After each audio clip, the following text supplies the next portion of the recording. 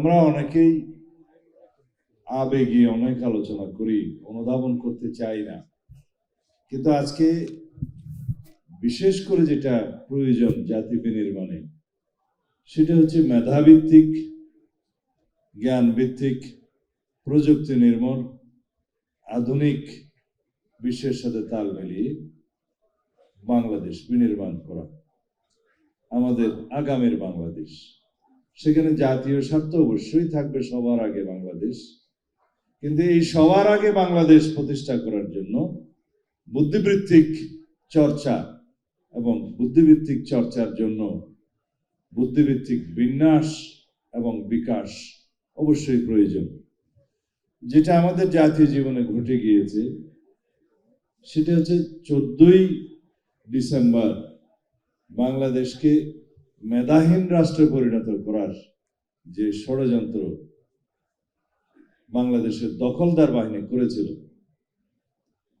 পাকিস্তানিরা করেছিল, এই দেশের রাজাকার আলবদররা যেটা পরিচালিত করেছিল, সেই নৃশংস হত্যাকাণ্ডের মধ্য দিয়ে বুদ্ধিভিত্তিক বিনাশ করা বাংলাদেশে সম্ভব হয়নি, ক্ষতিগ্রস্ত করা সম্ভব হয়েছে।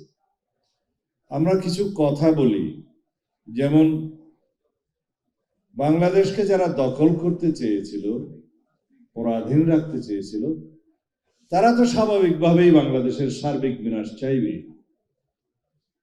কিন্তু যারা স্বাধীনতার, মুক্তিযুদ্ধের একক দাবিদার হিসেবে, চেতনার দাবিদার হিসেবে রাজনৈতিক চেতনার ব্যবসা করেছে, তারা দীর্ঘ 1.5 শতক ধরে এবং তার আগেও বাংলাদেশে সিস্টেমেটিক বুদ্ধিভিত্তিক কিলিংটা পরিচালনা করেছে, যাতে করে জাতি ক্রমান্বয়ে মেধাহীন হয়।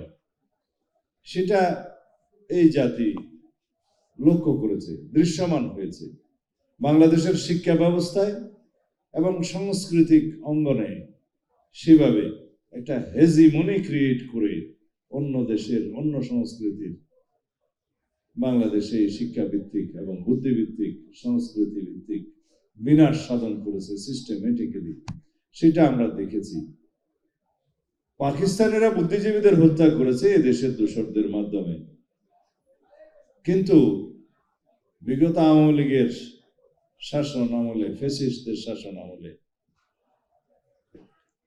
বাংলাদেশের পুরো জাতিকে মেধাহীন করার একটা প্রয়াস নিয়েছিল, এবং সেটাকে আমরা বলতে পারি বুদ্ধিভিত্তিক ডাইভার্সন। অনেকটা আমরা অনেকে বলে থাকি যে মেধা পাচার হচ্ছে, ব্রেইন ড্রেইন হচ্ছে, কিন্তু তারা ব্রেইন রুইন করার চেষ্টা করেছে সারা জাতির।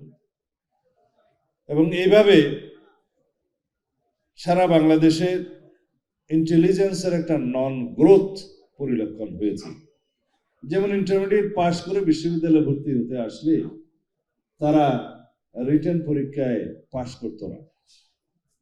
আমি জিপিএ 5 পেয়েছি, সেটা ইংরেজি বলতে পারতো না। সেই রকম একটা আমরা দেখেছি একটা ন্যাশনাল ইন্টেলিজেন্সের গ্রোথের ক্রাইসিস হয়েছে। সেই জায়গা থেকে আমাদেরকে এখন উত্তরণ ঘটাতে হবে। সেটা ঘটাতে পারলেই কেবল আমরা ভবিষ্যৎ প্রজন্মকে মেধাভিত্তিক, জ্ঞান নির্ভর এবং প্রযুক্তি নির্ভর বাংলাদেশ উপহার দিতে পারবো।